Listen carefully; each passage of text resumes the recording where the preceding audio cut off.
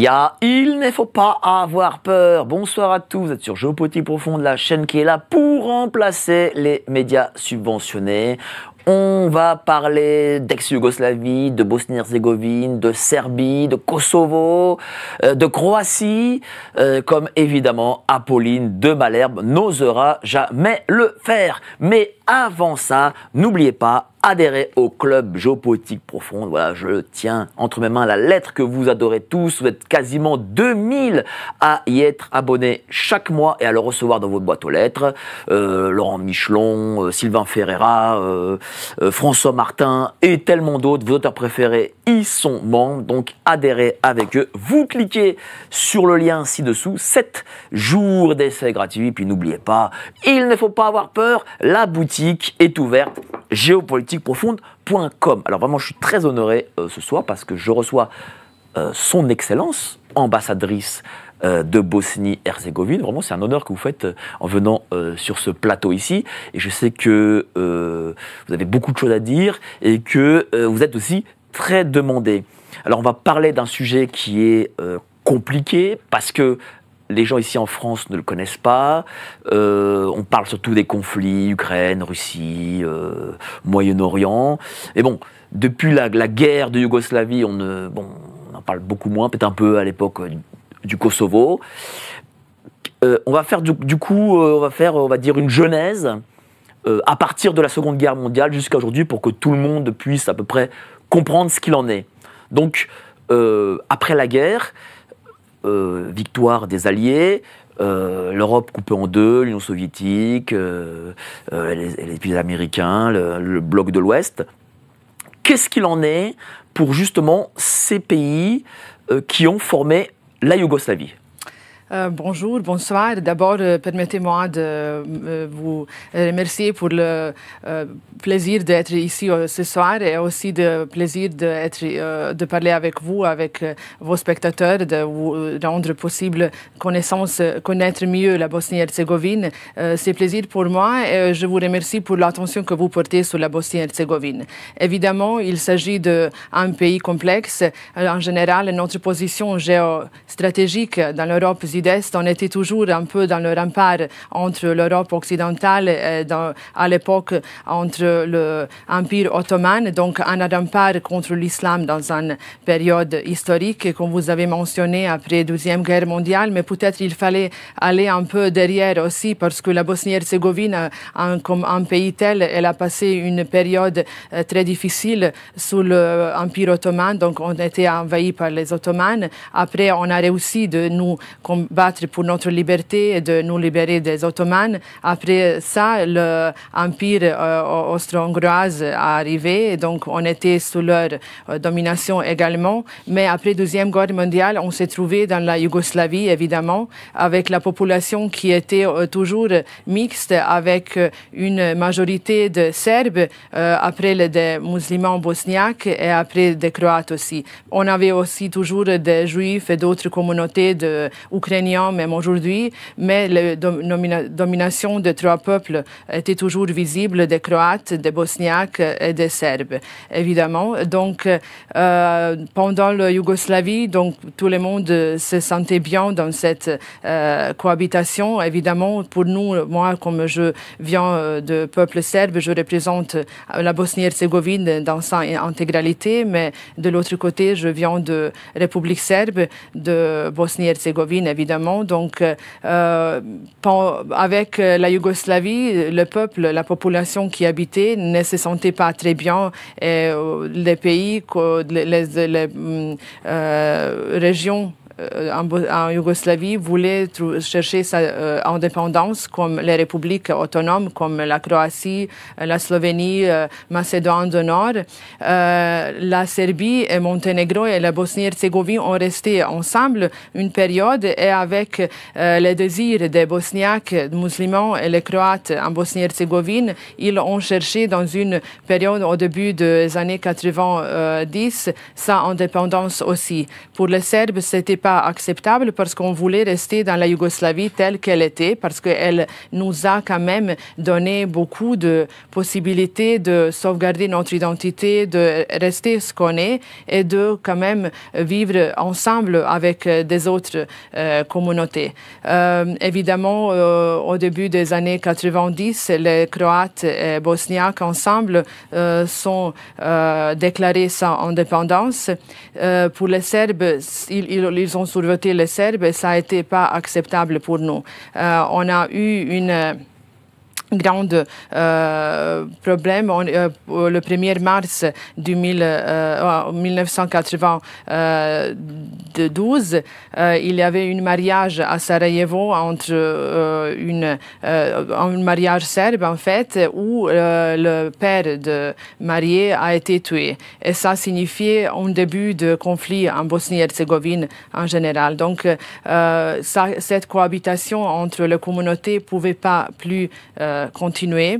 Et voilà, il y avait un conflit, une guerre civile entre les trois communautés. Et qu'est-ce qui différenciait ou différencie les communautés croates, serbes, bosniaques, Monténégro, etc., hormis le fait religieux? Est-ce que la langue différencie? Est-ce que les cultures différencient? Non, il s'agit évidemment d'une même culture. On appartient tous au peuple slave.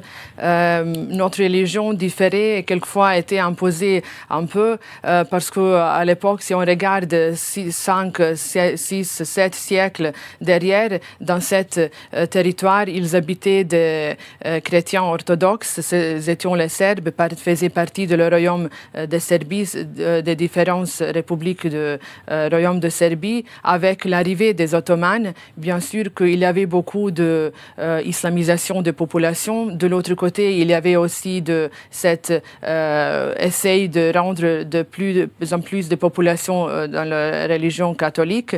Voilà, donc, mais ce qui est le fait, c'est qu'il s'agit d'un peuple qui parle la même langue, qui a une apparence physique même et qui avait une base de peuple slave tous. Donc, il n'y a pas de différence. Même si nos langues, on dit que ce sont des différentes langues, c'est serbe, croate. Maintenant, on a même la langue bosnienne qui était un peu inventée pendant la période de guerre de 1990. Donc, pour les Serbes, ça signifie aussi une attaque à notre identité. Donc, si on avait eu pendant le siècle une langue qui on disait que c'était langue serbo-croate, maintenant, nous, en Bosnie-Herzégovine, on était presque obligés de dire qu'on parle en langue nouveau, qui est évidemment bosnien. C'est comme, par exemple, vous, en Belgique, quelqu'un disait qu'il parle belge et pas français. Donc, si c'est français, c'est français. Pour nous, les Serbes, ça aussi signifie que si on parle serbe, c'est la langue serbe. Donc, il y avait cette intention de, tout au début, d'imposer une nouvelle nation, d'imposer une nouvelle langue, d'inventer des choses qui ne sont pas liées avec l'histoire de la population qui habite sur ce territoire. Et donc, il y a eu cette guerre tragique que l'on connaît tous, qui s'est finie par le fait que tous ces pays ont pris à la fin leur indépendance. Oui. En Bosnie-Herzégovine, c'était un peu spécifique quand même, parce que les accords de Dayton ont établi le paix en Bosnie-Herzégovine.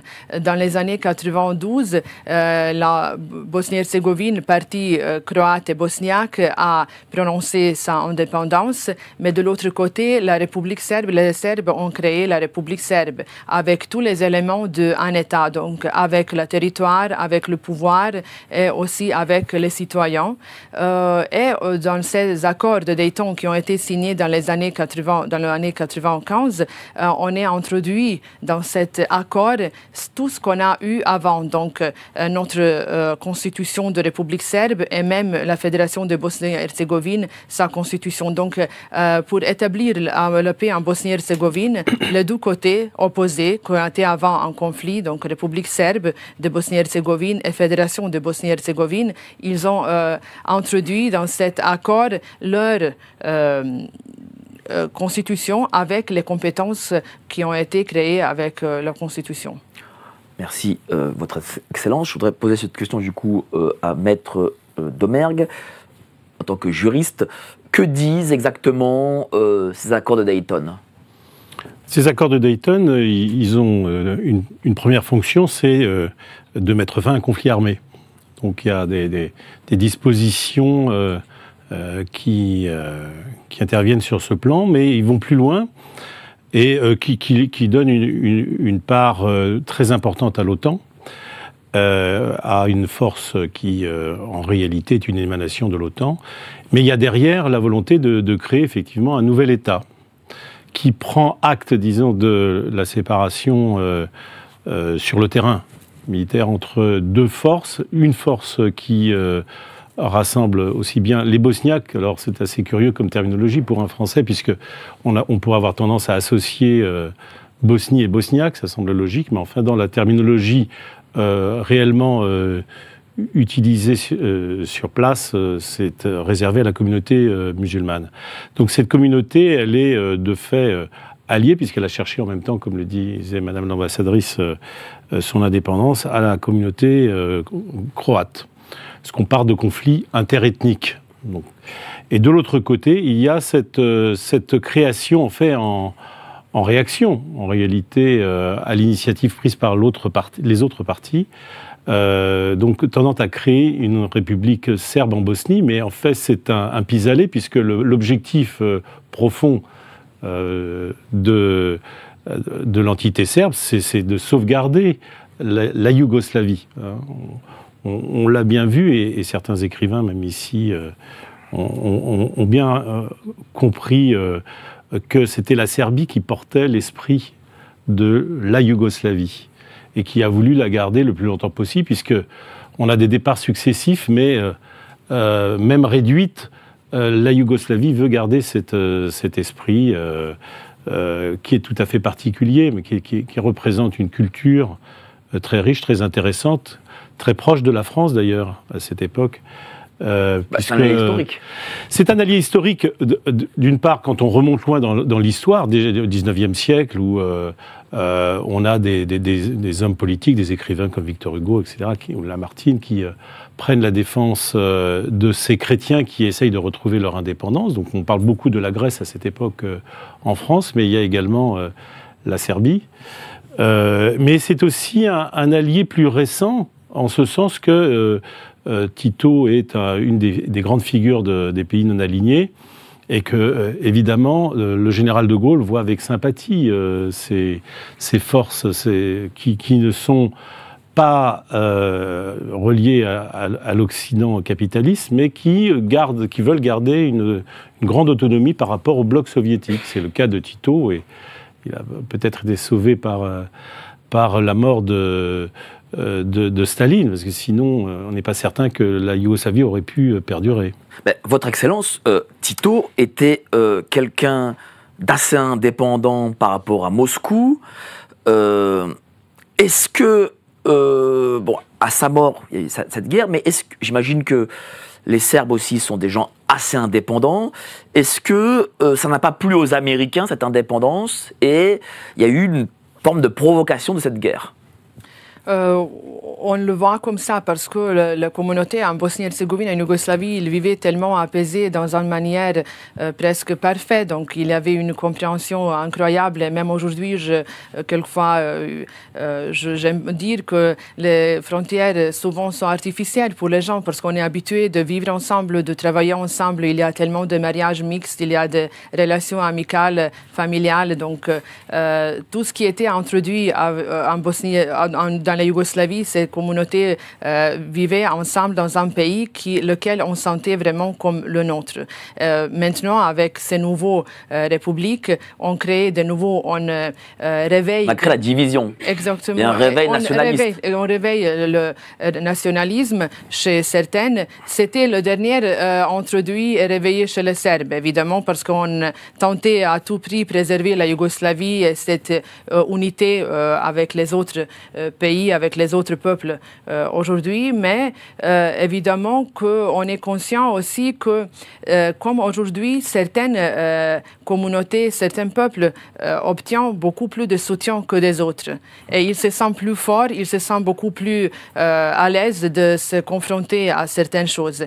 Le peuple serbe, moi je le représente, je peux le dire, si on regarde dans l'histoire, on n'est jamais attaqué quelqu'un, on s'est toujours défendu, on a toujours lutté pour la liberté. Et même aujourd'hui, en Bosnie-Herzégovine, moi personnellement, on nous tous lutte pour la possibilité de nous exprimer dans notre langue serbe, de pratiquer notre religion, parce que très souvent dans notre histoire, c'était interdit. On a souffert beaucoup pendant la Deuxième Guerre mondiale, on était traités de même manière comme les Juifs. Les Croates ont collaboré avec les nazis, ils ont créé des terrifiants camps de concentration pour les Serbes, même pour les enfants. Vous pouvez trouver dans l'Internet où le camp de concentration de Jasenovac, par exemple, où millions de Serbes ont été tués. Dans la région d'où je viens, de la région de Banja Luka, il n'y a aucune famille qui n'a pas perdu quelqu'un dans le camp de concentration. Je parle de famille serbe. Donc, il fallait tout ça laisser à côté, cette histoire, cette tragédie, décider de nouveau de vivre ensemble et d'accepter tous les peuples, n'importe s'il appartient au peuple croate, bosniaque ou n'importe quel. Voilà, venir jusqu'à un moment où quelqu'un de nouveau réveille tout ce nationalisme.